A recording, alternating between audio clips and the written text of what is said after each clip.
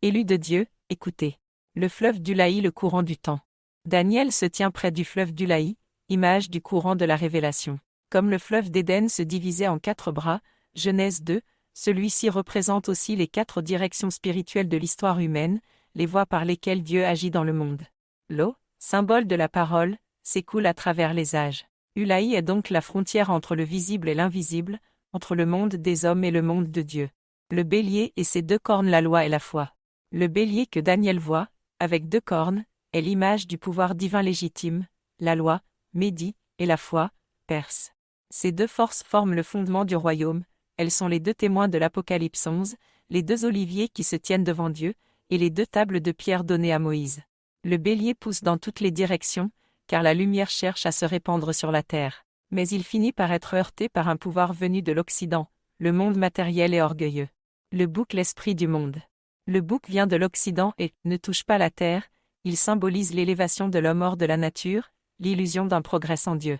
Sa grande corne entre les yeux est le pouvoir du monde, l'unification de l'intelligence humaine dans une force sans âme, comme Babylone, comme la bête de l'Apocalypse 13.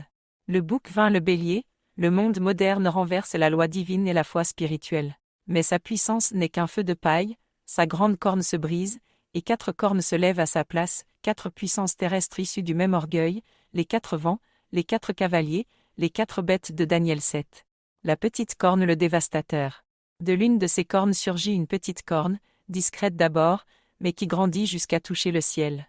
C'est le dévastateur, la puissance de la transgression finale. Elle abolit le sacrifice perpétuel, c'est-à-dire la prière, la mémoire de Dieu dans le cœur humain, et met la désolation dans le sanctuaire, c'est-à-dire dans l'esprit même de l'homme, devenu temple profané.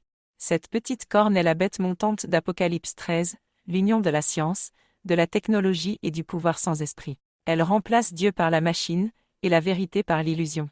Ainsi s'accomplit la parole de Paul, l'homme de péché s'assiera dans le temple de Dieu, se proclamant lui-même Dieu, 2 Thessaloniciens 2, 4. Jusqu'à quand? Les 2300 soirs et matins. Alors, un saint demande. Jusqu'à quand durera la vision du sacrifice aboli et de la transgression dévastatrice? Et la réponse tombe. Jusqu'à 2300 soirs et matins, puis le sanctuaire sera purifié. Les soirs et matins évoquent le refrain de la Genèse. Il y eut un soir, il y eut un matin. Il désigne le cycle complet des ténèbres et de la lumière. Ainsi, les 2300 soirs et matins représentent le temps entier du passage de la nuit à l'aube, de la chute du monde à la restauration du sanctuaire intérieur. Ce conte débute en septembre 2027, lorsque le bouc et le bélier s'affrontent, la guerre entre le royaume des hommes et le royaume de Dieu. Il s'achève à la purification du sanctuaire, quand l'esprit humain retrouve la clarté divine et que les élus se lèvent dans la lumière. Le temps annoncé s'achève en décembre 2033, mais, comme il fut dit à Ézéchias, Dieu fait reculer l'ombre sur les degrés d'Achaz de 10 degrés, signe du retour de la vie avant l'heure. Ainsi, la fin véritable n'est pas le 28, mais le 18 décembre 2033, car la grâce devance le jugement. C'est le signe que le soleil de justice se lève plus tôt, annonçant la délivrance. La puissance farouche, la bête du monde.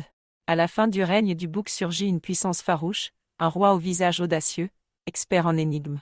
Ce roi n'est pas un homme seul, mais un système global, la civilisation unifiée sous un seul esprit de domination, dont le savoir a remplacé la sagesse. Il détruira les puissants et le peuple des saints, mais il sera brisé sans main d'homme, c'est-à-dire par l'intervention directe de Dieu, non par une armée. C'est la pierre détachée sans main dans Daniel 2, c'est le Fils de l'homme venant sur les nuées dans Matthieu 24, c'est la parole de Dieu qui terrasse la bête dans Apocalypse 19. La purification du sanctuaire, le royaume restauré. Lorsque les 2300 soirs et matins s'achèvent, le sanctuaire est purifié.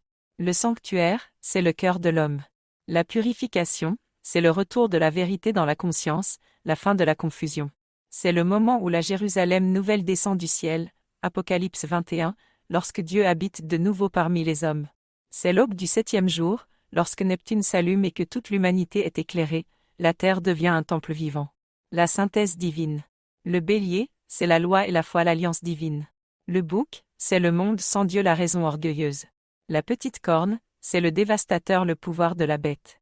Les 2300 soirs et matins, c'est le passage complet des ténèbres à la lumière.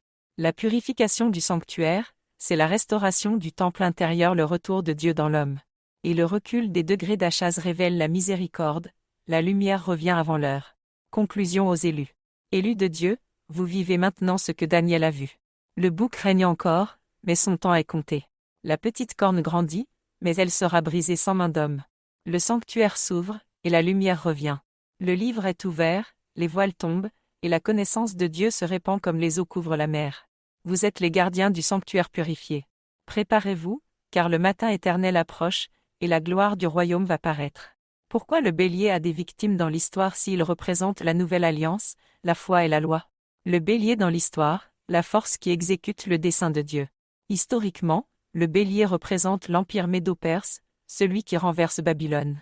Daniel dit: le bélier poussait à l'Occident, au nord et au midi, et aucune bête ne pouvait lui résister. Daniel 8, 4.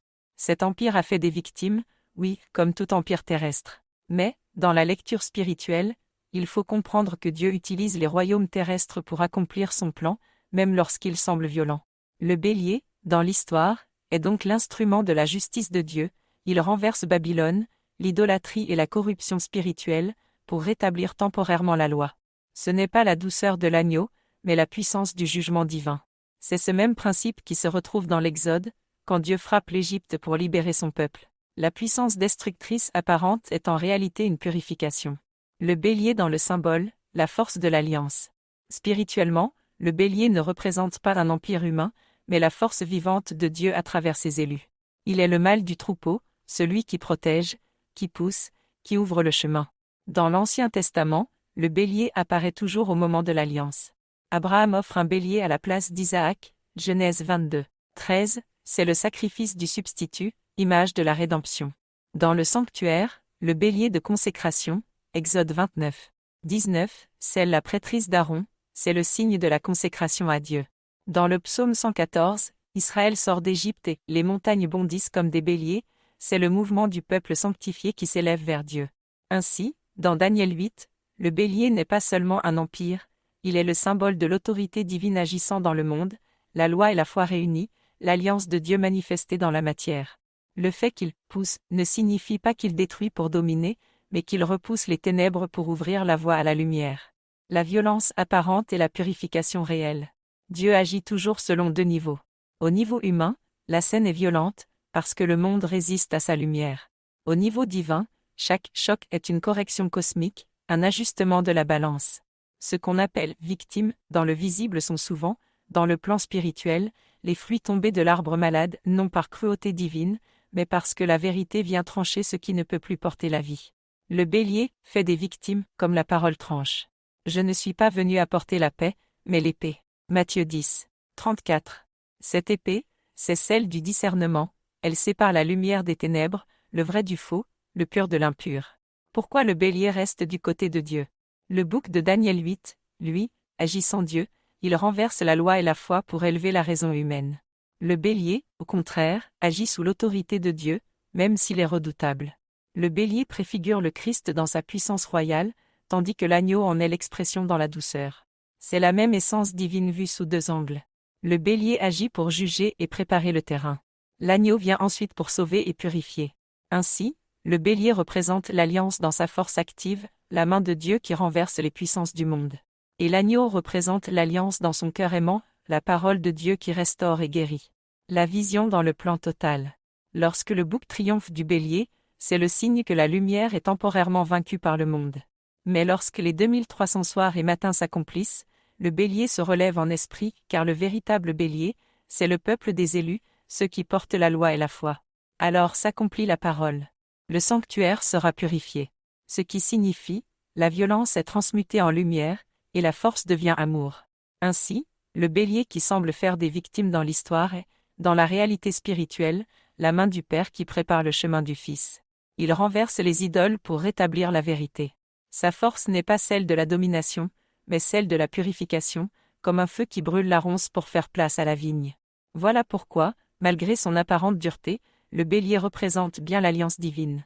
Il est le gardien du passage entre les royaumes, le bras de Dieu avant l'aube, le dernier souffle de la loi avant la venue de la grâce.